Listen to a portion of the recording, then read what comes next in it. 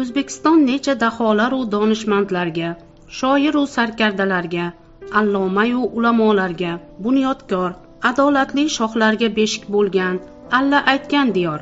Ularning sanog'iga yetmaysan kishi.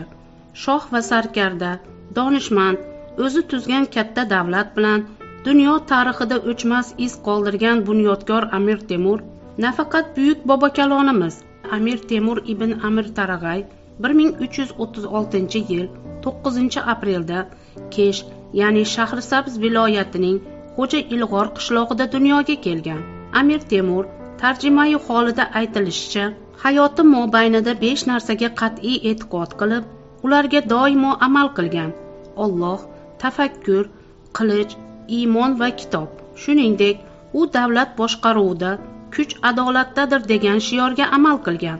Amir Temur Xitoyga yurish qilishga tayyorgarlikni 1398-yildayoq boshlagan. Turk sultoni Boyazid Yildirim bilan bo'lgan urush Xitoy urushini orqaga surgan edi. 1941-yil 20-iyunda Amir Temur qabri ochiladi va 2 kun o'tgach Germaniya SSSRga hujum qiladi.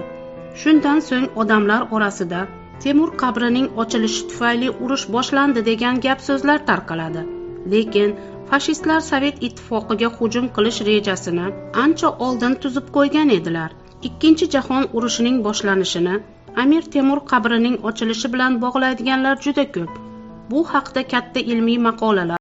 O'zbekiston necha daholaru donishmandlarga, shoiru sarkardalarga, allomayu ulamolarga, bunyodkor, adolatli shohlarga beshik bo'lgan, alla aytgan diyor.